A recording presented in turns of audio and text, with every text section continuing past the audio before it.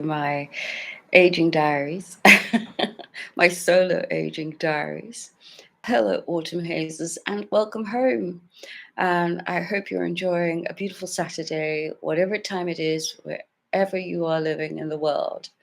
I do want to start with a bit of a message for any of our aging communities and people, just general people in Indonesia who today experienced a horrific earthquake times two, I believe, and people have lost their lives. I wanted to make a special note for those who are alone, living alone, not sure what to do, and are having to handle this situation on their own. I encourage you to seek the proper rescue authorities, help if you can, and be helped. Find your nearest neighbors. And this is something we'll need to discuss here on Autumn Haze about the need for staying connected to community for situations just like this. And of course, everybody in this situation needs help. Our thoughts and prayers are with you, Indonesia, thinking of you today. But to those of you watching this live, if you're joining me live, welcome back to Autumn Haze and my aging thoughts and conversations and the diary of them. Um, Whether you're joining me live right now, I don't see anybody on just yet, or you're watching this later, thank you for spending a little of your precious time with me. And as usual, let me put in my little disclaimer. Welcome to the ambient sounds of London City. You will hear the ambient sounds of London City in this live session video. So I hope you enjoy them. I'm not ready to let go of the fresh air that comes through the window just because if it's hot here, it's probably hot where you are too. Heat waves are a thing in 2026 in the United Kingdom. So please bear with me when it comes to the background noise. I also want to thank everyone who's been watching my latest lives. The views aren't a lot, but I'm going to say every time that every conversation begins with someone choosing to listen. And to those of you who continue to quietly support this little corner of YouTube, thank you for helping me believe that these conversations actually matter. A conversation happens at the very least between two people. So if at least one person is listening, even if they disagree with what I'm saying, I can learn from them too.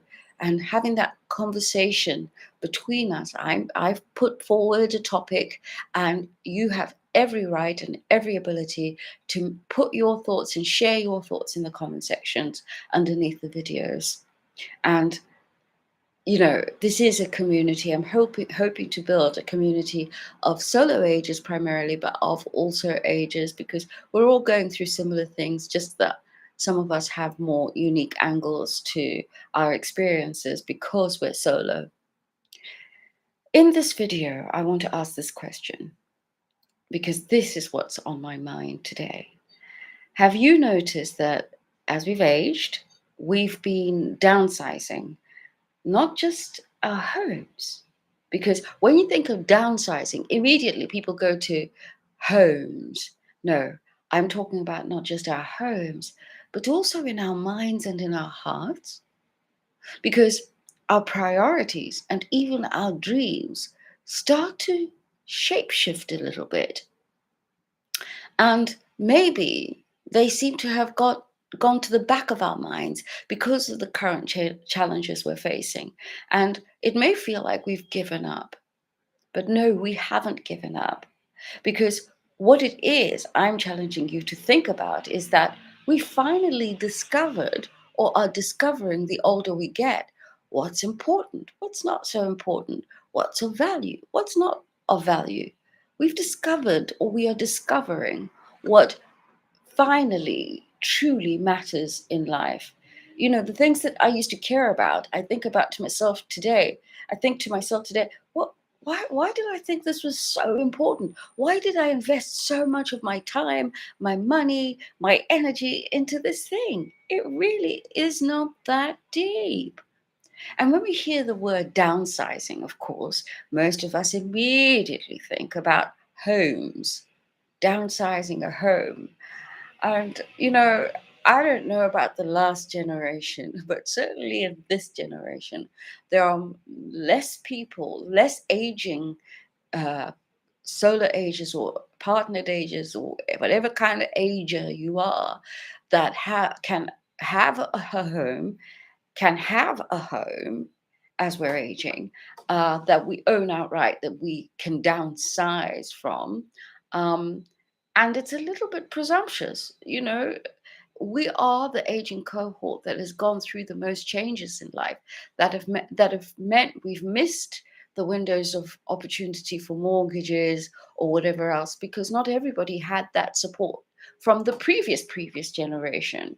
This generation, there were a lot more people who made it good in life, but not so much so that they had the good advice from the previous generation. Maybe they didn't have the parenting, maybe they didn't have the financial economic opportunities, and just when they'd worked so hard, it was time to get a mortgage. They're either too old, don't have enough money, and while we're still trying to get on the ladder, some people are talking about downsizing. So I felt like the word downsizing didn't really apply to me for a long time. It wasn't going to be my issue.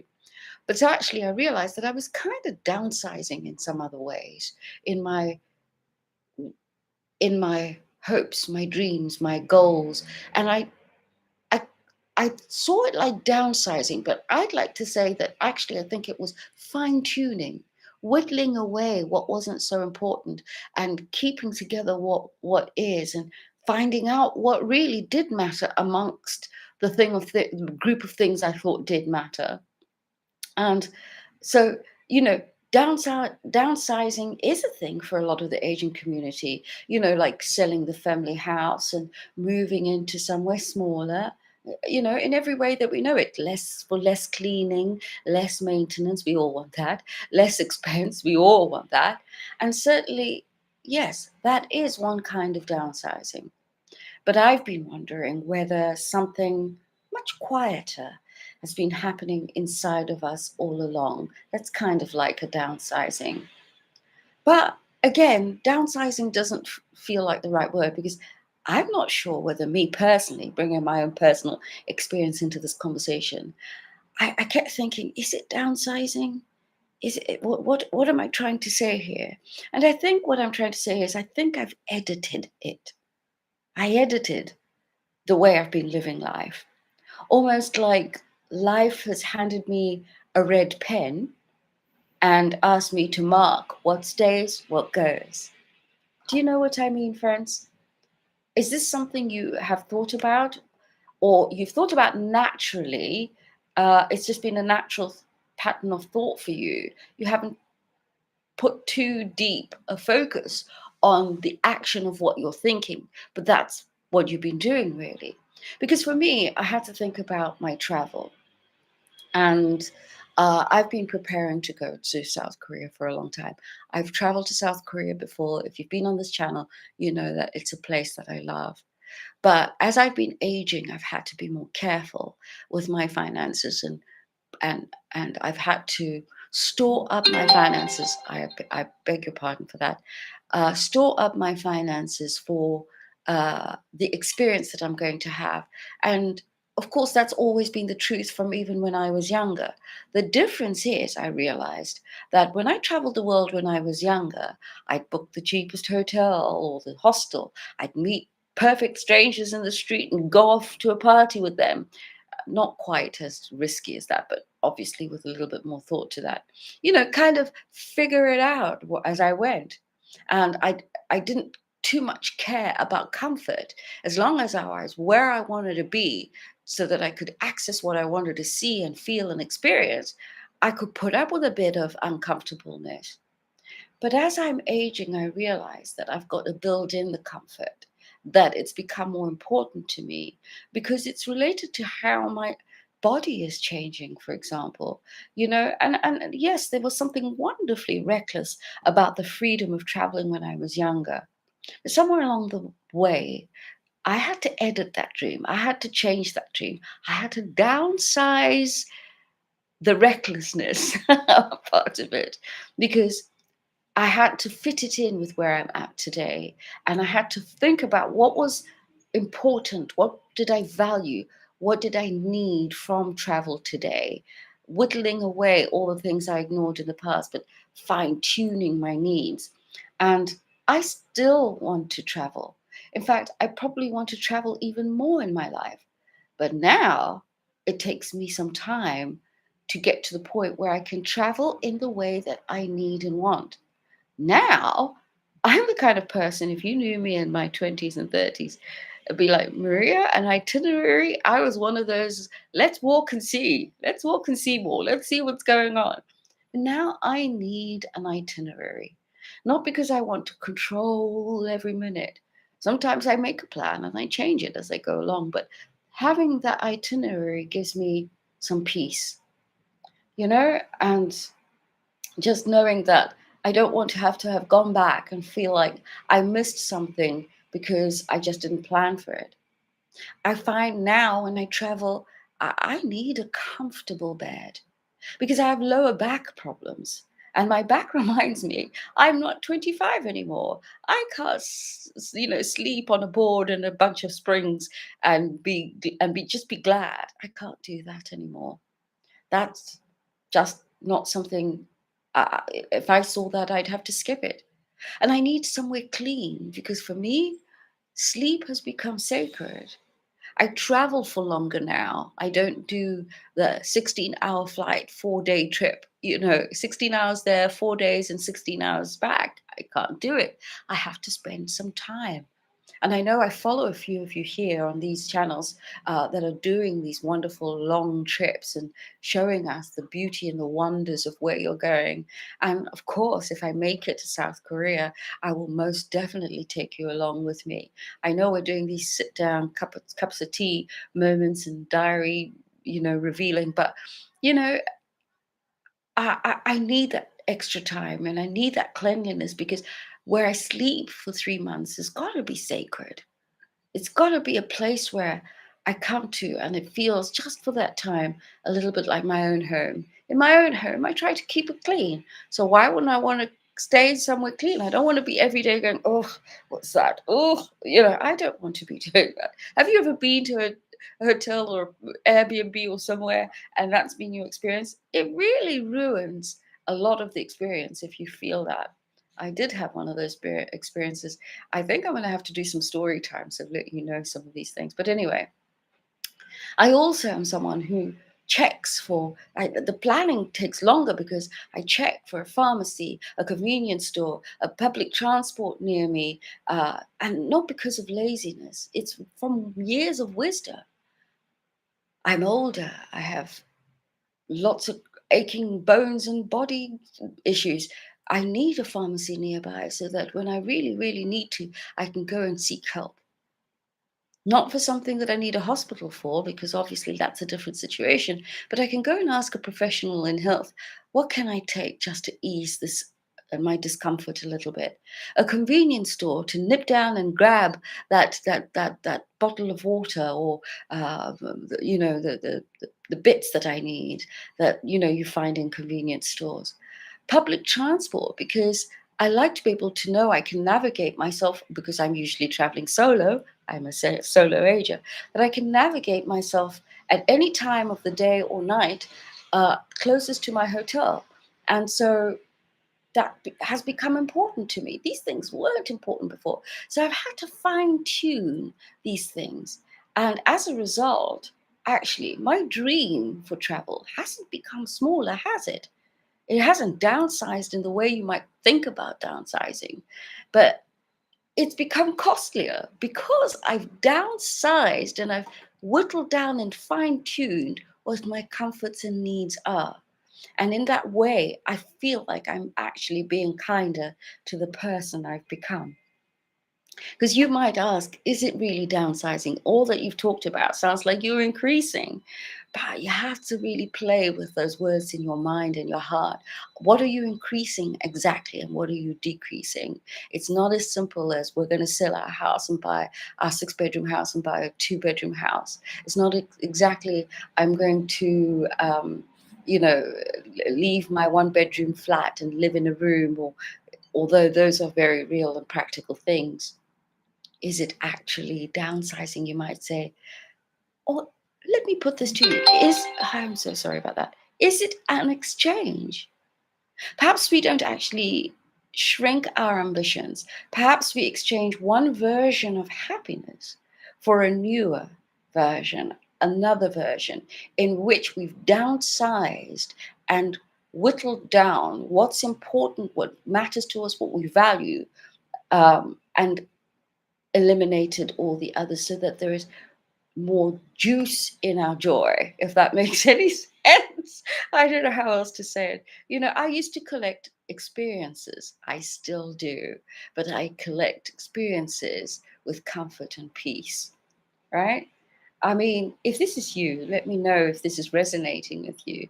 Because I used to chase excitement. I still chase excitement, but even my excitement has gone through a kind of downsizing. It's still there, but it's more focused. I know what it is now after years of living that I like. And so I don't have to experience everything to know what I like because I already know what I like. And so I'm fine tuning those experiences to the point where I know I'm going to do this because I like it. One of my friends said to me that I've now made after many years of traveling to South Korea, and I ambient sounds of London town. And in case you're wondering, it's not the police. May I just say that? It's actually London town doing the right thing. In the heat, in my area, there are many Solo Agers in their winter season, quite old. And we're not a country used to this kind of elongated heat. And, you know, they live on their own and they don't know how to keep cool. And so there's a lot of social services workers who are visiting homes and checking on the elderly. And a few of them end up having to be taken in for care. So that's what that one. When I hear that, I think, well done, London town, well done, London. And I'll be that solo agent perhaps one day. And I hope this is a practice that's continued. But back to our dreams and our downsizing of them, and the fact that I used to chase excitement. Well, now I value other things about the excitement. I value comfort. And I used to want more, but now I want better. Does that make any sense? Because I think there's the difference. And you may not know this, right? Because talking about homes, when we think about downsizing, we think about um, a home, a house. I'm downsizing. I'm going from a big house to a small house.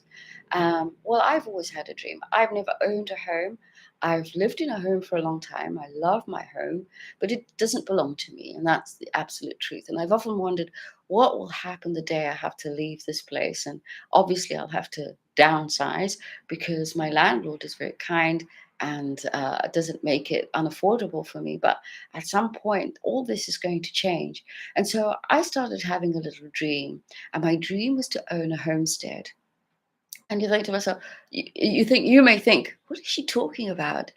Downsizing. How do you downsize from living in a two-bedroom flat to owning a homestead with lots of acres? That's not downsizing. That's kind of upsizing if you look at it on the surface. But for me, yes, the word homestead encompasses things like acres of land, animals, gardens, baking, sewing, painting, growing vegetables, keeping chickens, making sourdough. Oh, how I love to make sourdough. And then, you know, it is too much for one person. Of course it is. Of course it is. But I still dream of it. But I see the challenge like this. It's having this big homestead, and I'm not thinking of a big homestead, a little one, enough for me to be able to host me and my friends on, and my family. But I see all those things: baking, gardening, sewing, knitting. These are things I do now in my life now. But I have to go to a baking class on a Monday, a gardening class on a Tuesday, maybe a language something on a Thursday.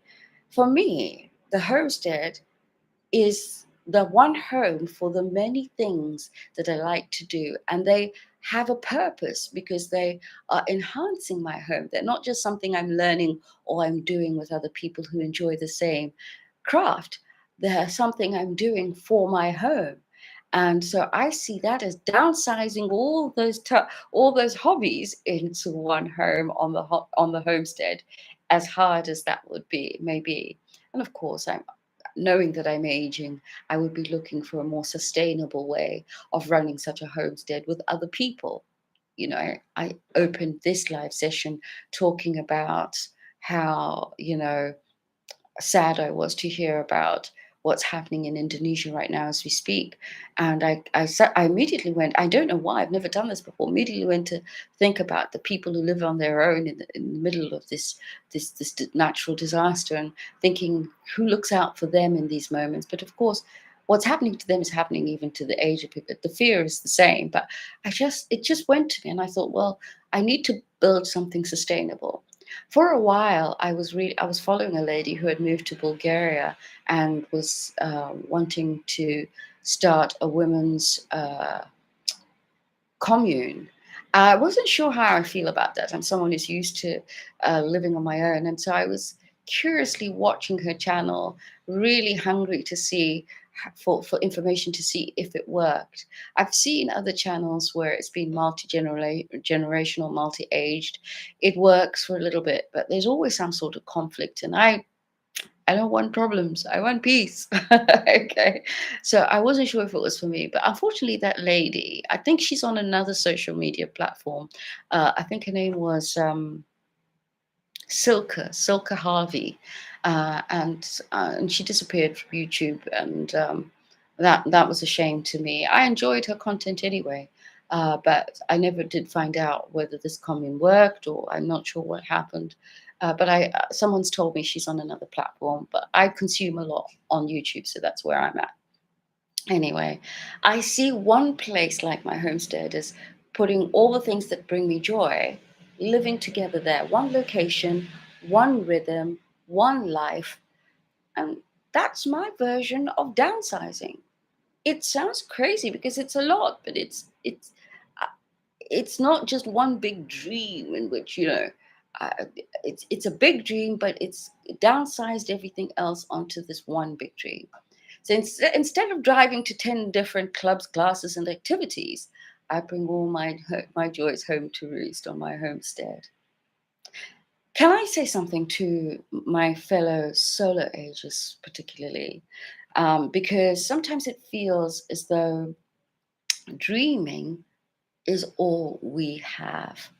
We can't even share our dreams with somebody else because we don't have a partner that we can feel enough emotional safe trust to talk about dreams that are on that level.